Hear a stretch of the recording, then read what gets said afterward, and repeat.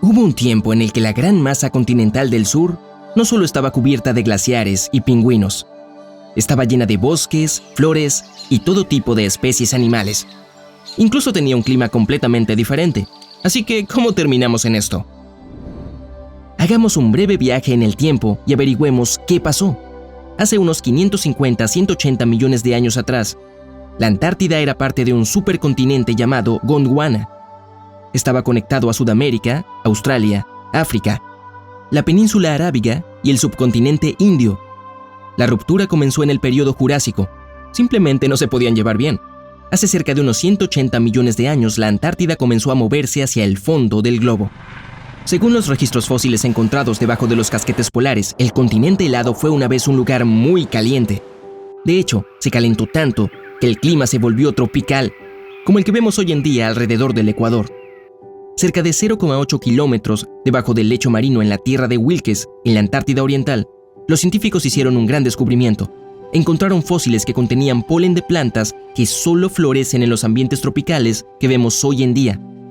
También encontraron el mismo polen que se remonta a millones de años cerca del Círculo Polar Ártico, pero entraré en eso en un momento. Ahora, todos sabemos que la vegetación tropical no puede soportar el clima frío, así que se cree que la parte oriental de la Antártida no tenía inviernos helados. Las temperaturas medias del invierno eran similares a las de Sudamérica. Resulta que este es un patrón que se repite. Todo el mundo pensaba anteriormente que la Antártida alcanzó altas temperaturas por primera vez justo antes del período Eoceno, cerca de 56 millones de años atrás. Pero después de investigar, los paleontólogos encontraron más plantas fosilizadas que se remontan al período Devónico, en algún lugar entre 419 y 358 millones de años atrás. Que son un par de millones aquí o allá.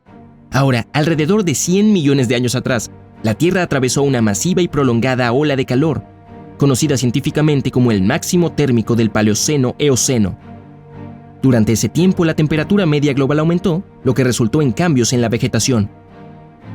La Antártida estaba llena de todo tipo de árboles, plantas y flores. Incluso aparecieron palmeras, junto con parientes de los actuales baobabs tropicales.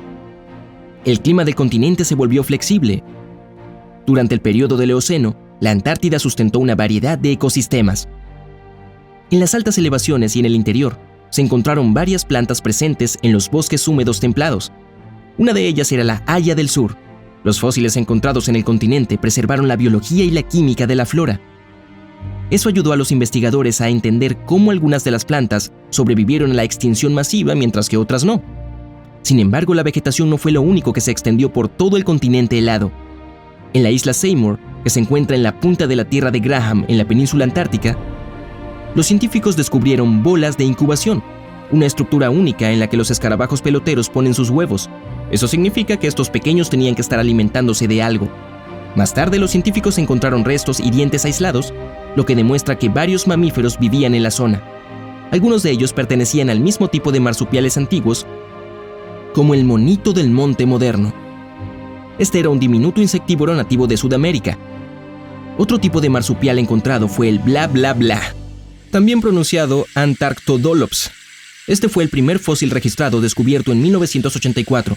Algunos lo describieron como un bicho parecido a una zarigüeya. Para los que llevan la cuenta, un bicho es un pariente cercano de la alimaña. Luego se encontró un hueso del dedo del pie, haciendo creer a los científicos que un grupo de mamíferos llamado desdentados también vivía en el continente. Esta familia incluía a los perezosos que tenemos hoy en día. Estos chicos evolucionaron por primera vez en Sudamérica, pero también lo hicieron los descendientes de un mamífero con pezuñas encontrado en la Antártida llamado Notiolofos. Estas criaturas se alimentaban de pequeñas ramas de árboles y retoños. Los científicos descubrieron su dieta analizando los dientes del animal, que eran relativamente pequeños en tamaño.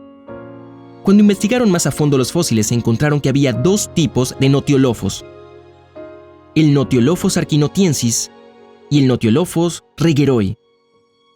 Espero que estuvieras prestando atención, que es la última vez que digo esos nombres en latín. ¡Por Dios! El primero pesaba un poco menos de 232 kilogramos, tal vez 230, mientras que el otro pesaba solo 59 kilogramos. Debido a su diferencia de tamaño, se cree que ambos mamíferos podrían ser especialistas.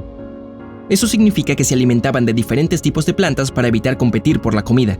Otra criatura con pezuñas que entró en la Antártida Occidental desde América del Sur durante el primer periodo del Eoceno fue el Antarctodón. Pertenecía a un grupo inusual de mamíferos ahora extintos. Vivía en lo que ahora conocemos como la isla Seymour. Solo se encontraron dientes fosilizados de estos chicos, pero esqueletos algo completos de otros mamíferos de esta familia mostraron que se parecían a los tapires. Algunas de estas especies también tenían dientes caninos afilados. Eran capaces de alimentarse tanto de frutos secos como de plantas blandas. Se especula que algunas de ellas podrían ser semiacuáticas, como las nutrias y los castores, pero el registro fósil en la Antártida es preocupante. No es tan completo como en los de otros continentes. Algunos de los huesos encontrados están fragmentados o aislados. Lo bueno es que los fósiles aún no descubiertos podrían estar bien conservados bajo los glaciares de hielo. La existencia de estas criaturas durante el periodo Eoceno demuestra que la Antártida fue un gran hábitat para los mamíferos terrestres. Entonces, ¿cómo se convirtió el follaje tropical en un entorno congelado y poco acogedor? ¿Precios de las propiedades inmobiliarias? Los científicos todavía están tratando de entender la escala de tiempo de cuando las cosas cambiaron. Desde que esos animales coexistieron, los cambios comenzaron a ocurrir lentamente. Creen que cerca de 56 millones de años atrás, Sudamérica comenzó a separarse. 16 millones de años más tarde, Australia y la Antártida comenzaron a separarse en el mar entre 36 y 23 millones de años atrás. Y surgió otro canal natural, el Paso Drake. Esto también prueba que la deriva continental ocurrió gradualmente. La Antártida fue un puente terrestre entre Australia y Sudamérica. A medida que se separaba de Sudamérica y más tarde de Australia, comenzó a moverse hacia el sur. Eso dio lugar a una nueva fuerza que surgió en el Océano Austral, llamada la Corriente Circumpolar Antártica. La CCA fluye en el sentido de las agujas del reloj, del oeste al este. Es considerada la corriente más poderosa del mundo hasta el día de hoy. Transporta entre 165 y 182 millones de metros cúbicos de agua cada segundo. Como no hay tierra que bloquee la corriente, y por la forma en que fluye, impide que las aguas cálidas lleguen a la Antártida. La CCA también lleva agua fría del lecho marino del océano a la superficie. Esto dio lugar a una disminución de las temperaturas en el aislado continente. No hay pruebas científicas que demuestren una conexión entre el aumento de los glaciares de hielo en la antigua Antártida y la CCA. Pero los climatólogos creen que la corriente tiene entre 41 y 23 millones de años. Hacia finales del Eoceno y principios del Oligoceno, se inició el enfriamiento global. Las temperaturas descendieron en las latitudes altas, tanto en el Círculo Polar Ártico como en la Antártida. Los niveles de dióxido de carbono en la atmósfera de la Tierra habían disminuido significativamente. Según el profesor Stephen Pickard, hace cerca de 55 millones de años, había más de 1000 partes por millón de dióxido de carbono en la atmósfera de la Tierra. Durante ese tiempo, las altas temperaturas de la Tierra derritieron todos sus casquetes polares.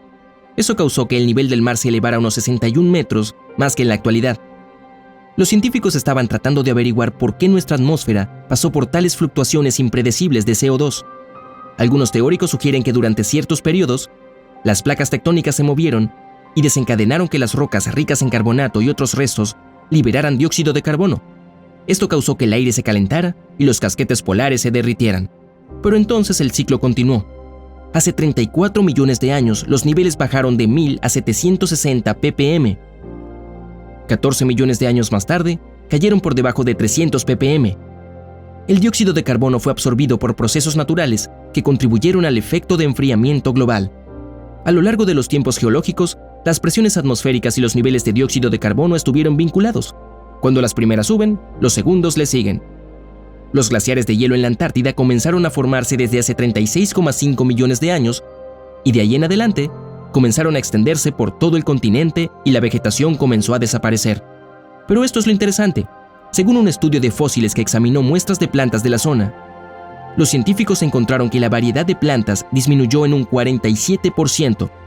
Esto comenzó a finales del Paleoceno, 58 millones de años atrás, hasta mediados del Eoceno, hace 40 millones de años. Las plantas tropicales fueron lentamente reemplazadas por bosques templados llenos de hayas del sur. Las últimas desaparecieron hace 2,5 millones de años. Hoy en día la Antártida es un continente desierto. Lo más cercano a la flora que hay es el musgo, las algas y los líquenes. Mientras que la Antártida se convirtió en una masa de tierra aislada sin mucha vida, Australia y América del Sur prosperaron. Una cosa que las tres tenían en común eran los marsupiales.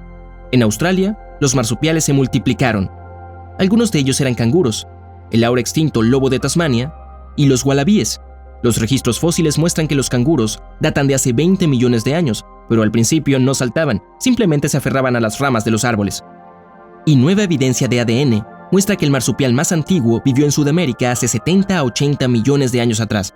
Se cree que emigraron desde Sudamérica hasta la Antártida y cruzaron Australia mientras aún estaban conectadas. Así es como las similitudes en las especies existen en ambos continentes, pero por supuesto, evolucionaron de manera diferente en sus nuevos hábitats. Oye, si aprendiste algo nuevo hoy, entonces dale al video un me gusta y compártelo con un amigo. Y aquí hay algunos otros videos geniales que creo que disfrutarás. Solo haz clic a la izquierda o derecha y recuerda, quédate en el lado genial de la vida.